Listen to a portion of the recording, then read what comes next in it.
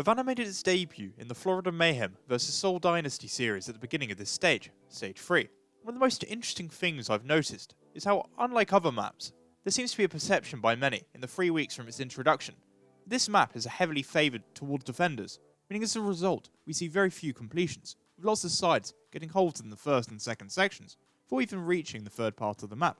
let alone completing it. Therefore, today I want to focus this analysis video on the statistics to see whether or not this is true, before discussing, using footage of defensive setups and strategies, why I think teams might have struggled. Just before I start getting into all the numbers, I just want to say that whilst I've gone through and checked them a few times, it is possible that I've made a numerical mistake somewhere along the line, especially as I'm updating this at the last minute to include the 2 times the map was played yesterday, on Saturday, day 3 of week 3. It's also important to remember that with so little data, it doesn't necessarily give us a very fair overall picture, but at least it gives some early indications. This map has been played in 18 series so far this stage, and this chart that I'm going to put on screen in a moment shows where the payload of this escort map has finished when a team attacked first, only, as we don't want to devalue defending teams that quickly reach short targets after strong defensive holds, but we'll look at replies a little later on. So when attacking first, we can already see some interesting patterns, such as the fact that the majority of these attacking sides, around 2/3 of them, actually make it to the last section of the map, with 5 sides actually completing the map.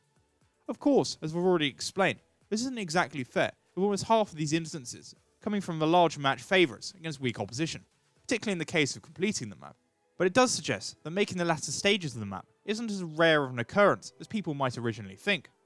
However, what is more interesting to note, that because every match completion has occurred under such one-sided conditions, we can see that in competitive matchups, the attacking team nearly always ends up being stopped before finishing the map, adding to the argument that this is a defensive-sided map, that whilst not always halting teams entirely early on, sees them with not enough time to reach its end, leading to a lot of attacks ending in the final section of the map. The next set of data I'll now bring up shows the likelihood of a victory for the attacking side, depending on where the map is finished. Fascinatingly, we are yet to see 2 teams both complete the map on the first round of attacks to take us to an extra round of attacks, which is something that we've seen on other escort maps in the current map pool, Dorado and Gibraltar, a little more regularly, therefore meaning that right now, completing the map statistically guarantees you victory.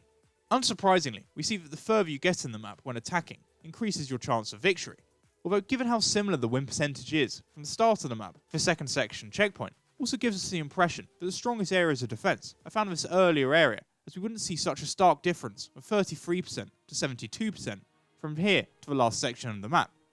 So whilst not perfect, from these 2 sets of data, we can make the evaluations that Havana is a map that is not often finished, whilst more teams than you might think make it to the latter stages of the map, given its reputation. Clearly the first parts of the map is where we'll find the best defences, that burn a lot of time off the clock, leading to a lot of attacks ending in the final section of the map.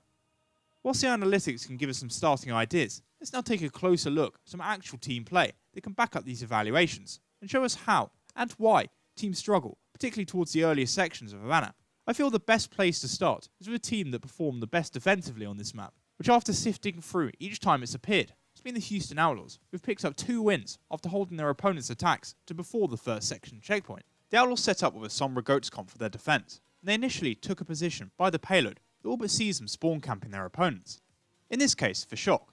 We can see that this strategy is very well suited to how the map is laid out, with San Francisco forced to exit their spawn on low ground from one of the 3 exits of their spawn, where to contest the payload, they're funneled into a very narrow street, where defenders hold greater initial positioning, utilising cover with the street buildings, whilst having access to higher ground in the street is not immediately available to the attacking side.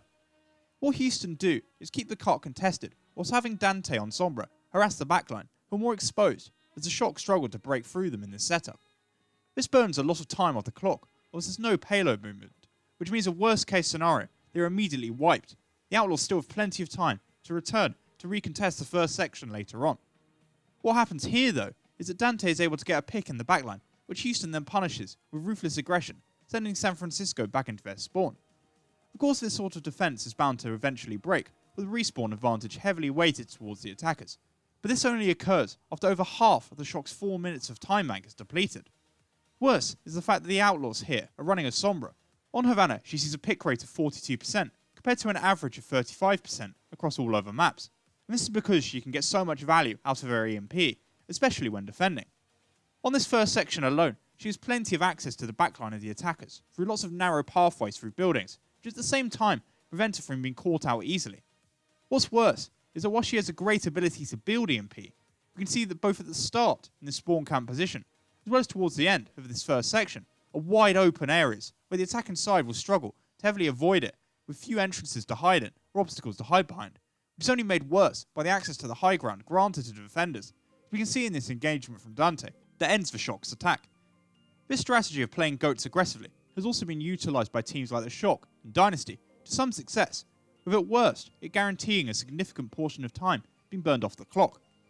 Most other common setup used in this first section takes a defensive high ground advantage further, with bunker and DPS comms that utilise the long, open sightlines down the main street to the attacker's spawn, from the hotel, to deal a lot of damage whilst under little threat of being engaged upon quickly, which again saw teams like Florida and the Dynasty slow down pushes from opposition goats comms, taking a long time to break down before they were eventually displaced. Although once this has occurred, with the payload turning the corner, these comms struggle more than Sombra goes, as their positions become more exposed and can be more easily engaged upon. Therefore, just through Havana's design and how most teams are deploying compositions in her first section, we can see how teams are being stopped, or at the very least having significant portions of their time bank taken from them on their initial push. However, what is worse for attacking sides is that arguably the map is even more defensively sound in its second section that takes us through the factory. Here there are 3 major engagement points that can be utilised by the defending side, mainly with the use of goats or Sombra goats that continue to grant them high ground advantage, as well as potentially 2 recontests if they can play aggressively at the beginning of the second section. Some teams like to hold aggressively forward on this causeway, with Divas and Zarya's finding the most value, raining down damage from above, and sometimes in a crossfire, with one situated in the window opposite. Sombras like to set up on the boilers, giving themselves a safe but flexible position from which they can get in and around the attacking side and set up unexpected hacks and EMPs. What is worse for attackers though is the choke, found halfway through this section of Havana.